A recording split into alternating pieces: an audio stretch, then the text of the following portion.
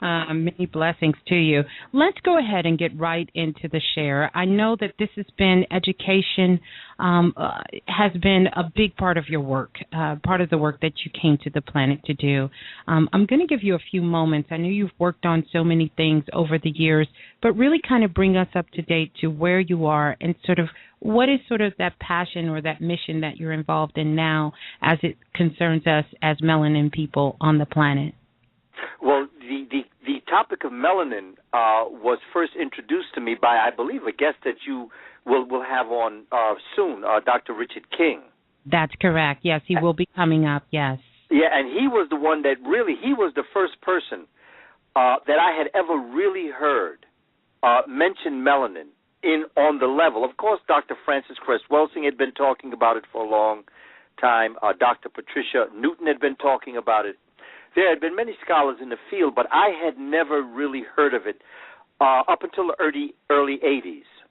We had a workshop series here in New York called First World Alliance, developed and implemented by Sister Kefa and Brother Bill.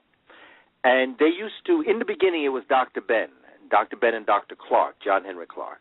Yeah. And then they began to invite speakers from all around the country to come speak once a week on Saturdays. And Dr. Richard King came, at least to my awareness, in the early part of 1982, and he gave a presentation on melanin. Now, I had never heard the term before. I was a kindergarten teacher, never heard the term before. And I guess a lot of folk in the audience also could tell that we had never heard of it before. He said, okay, brother and sister, hold on a minute. If you can understand plant photosynthesis, you can understand human photosynthesis. Right. He said chlorophyll is to the plant as melanin is to the human. He said the chloroplast, which is a chlorophyllin cell, is to a plant what the melanocyte, which is the melanin cell, is to a human. Mm-hmm. And that was the first light bulb moment for me to understand what melanin was. I bought his Black Dot 1 and Black Dot 2 essays, and I put them to the side, and I immediately went back and I began to teach my kindergarten class, had a class on plant photosynthesis. And as I developed this class on plant photosynthesis on the kindergarten level, in the back of my mind, I was getting ready to make the transition into skin melanin, but I wanted to become familiar with what I knew first, and right. then transition into something I didn't know, which was melanin. And not only did that give birth to my knowledge of melanin, it also gave birth to my understanding of how to develop the African-centered curriculum. Mm. Because the way in which I began to do my lesson plans and the way in which I began to do all of the things related to Africa as it related to going right into the class, I made the same types of analogies. Right. And then pretty soon I went into the melanin series and I began to make those connections between melanin and the melanocyte and the chlorophyll and the chloroplast. And then I began to realize how very important it was, because then I would get a hold of works such as Melanin, the Chemical Key to Black Greatness by a brilliant scholar, Professor Carol Barnes. I would be exposed to the work of Hunter Haviland Adams.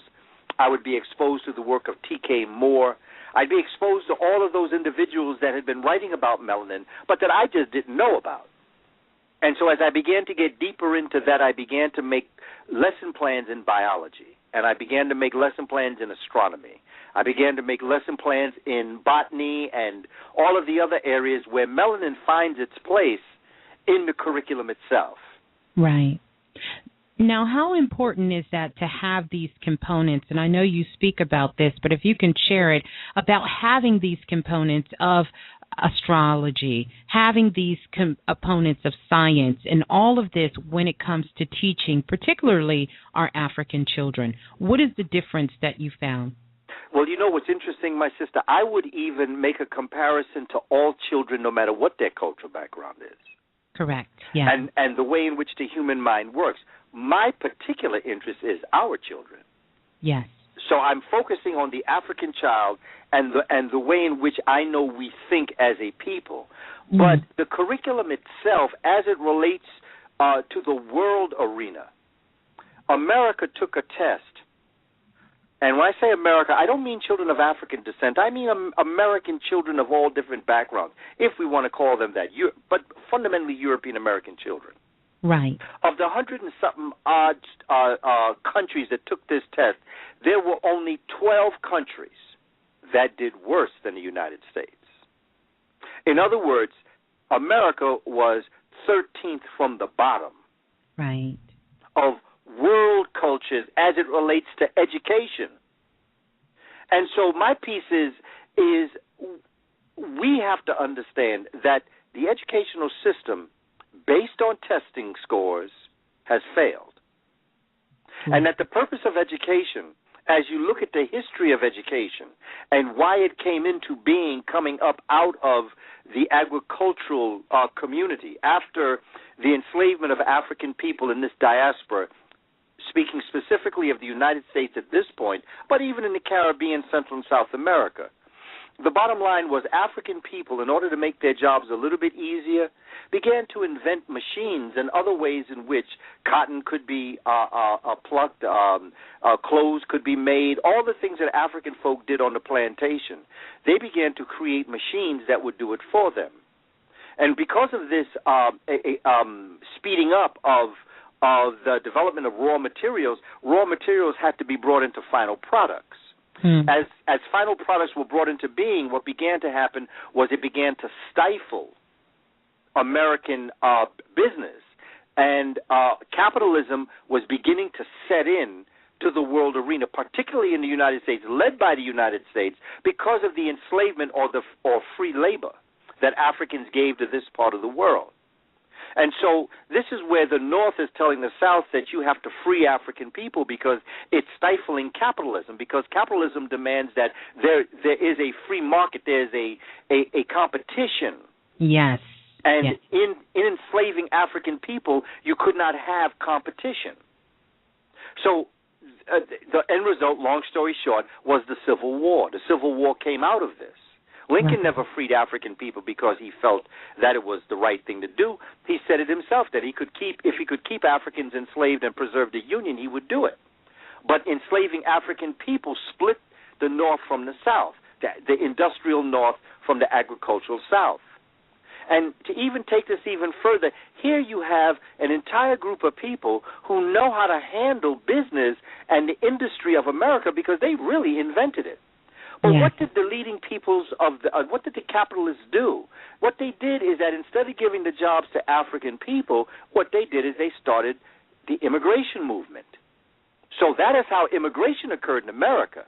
Nobody was bringing people from Europe to America. They're sick and they're homeless and they're hungry. And you know, I mean, as I said in Ellis Island, they weren't bringing them there because they cared. They were bringing them there because they preferred to give to peoples or poor Europeans. They would rather give them the jobs than African and Native American peoples. Right. So that's where the immigration thing came in. But there was still a problem because as immigration came in and as immigrants were taught how to be the office managers and all the other pieces that came into existence, they were fundamentally ignorant. Europeans coming to this country had no formal education.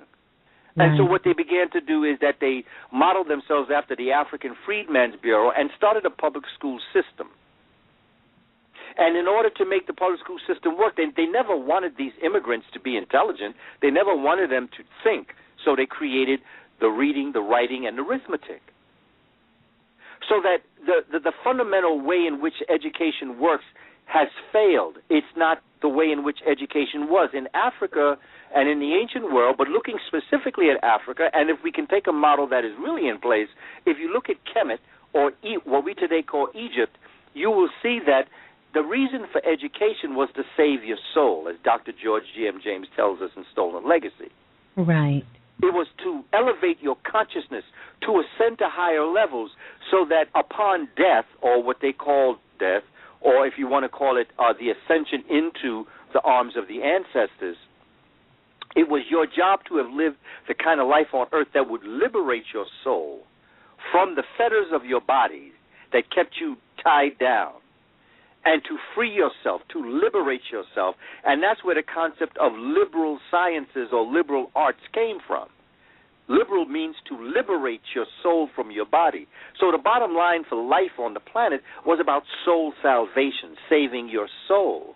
It wasn't about getting a big house. It wasn't about getting sneakers. It wasn't about trying to impress your neighbors. It was about becoming conscious of yourself, to understand that you are God having a human experience, so that when you died and joined the ancestors and joined the gods, then you would know where you fit, because you would have lived a life that said you were God having a human experience. Yes.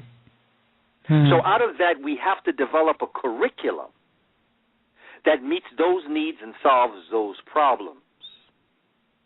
Not to mention, I realize there are things that if you learn your passions and if you learn your God-given gift, that you then can take that and you can make a living from it. That's what helps you pay your rent. It's what helps you do all the things that you'd like to do. Money has its place.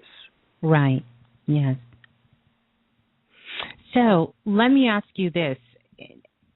Going back to when we think about how we think, how we think as people, particularly melanin people, do you think with so much that has gone on, even if we go back to the times beginning in Kemet and coming all the way up until slavery time, with all the different influences and different changes that we've been through, is that still the core? Is that still the truth? Yeah. Yes. Or do we think different? How so? How so? Well, I mean, basically, it's there. I think I see it in the hip-hop community. I see it in hip-hop nation. I see it in our young people. I see it in our people. We have never left the African traditions. They have maybe, in certain ways, for good and not so good, they may have morphed themselves into other visuals, or whatever we want to call them. They may have metamorphosized themselves into other concepts in order for us to survive, but the basic tenets of African people have always remained the same. And we can see it in everything that we do, the African traditions as it relates to how we think. So that this is something that we have held on to throughout all of these centuries, and it is something that we couldn't cut loose if we wanted to. So I do see it, but the question becomes to align it with a universal moral code, keeping in mind that we're living in 2010. Yes. But also keeping in mind that Ma'at was true yesterday, Ma'at is true today, and Ma'at will be true for eternity. Right. So that I do see it, and I celebrate it, and, I tell my brothers and sisters constantly, just keep on keeping on. Yes. I believe in so many different ways, my sister, we have every reason to celebrate. I understand what we're facing. Yes. I understand what we're going through. And I understand in the society that we're living today, where so many peoples of European descent have colds, their colds translate to pneumonia for us. But, we're handling our pneumonia better than they're handling their common cold. Yes. And so, on one level, I realize the urgency of the hour, but on the other hour, the fact that we're still here, after all that's happened, and doing what we're doing, that we could have this type of conversation right now. Yes. And you could have an audience that could tap in and listen to this conversation. That is every reason to celebrate. Yes. And for us not to forget that Harriet Tubman didn't do what she did to leave us like this. Our ancestors don't bring us this far to leave us alone. So true. There's a lot more work that we have to do. As Dr. King told us, we have difficult days ahead. Yes. But you see, character is built on times of controversy and conflict, not comfort and convenience. And so we have to step up. And we have to do what's necessary. Because if there's anybody on the planet that knows how to handle this type of situation, this type of society where we are right now, it's us. So true. Our dollar has always been inflated, and our society and our community has always lived in what they consider to be a depression. And yet still we rise. If anyone should be tapped into, we all should open up a consultancy. And we should all become consultants to the world community on how to handle these types of times. Our mothers and grandmothers used to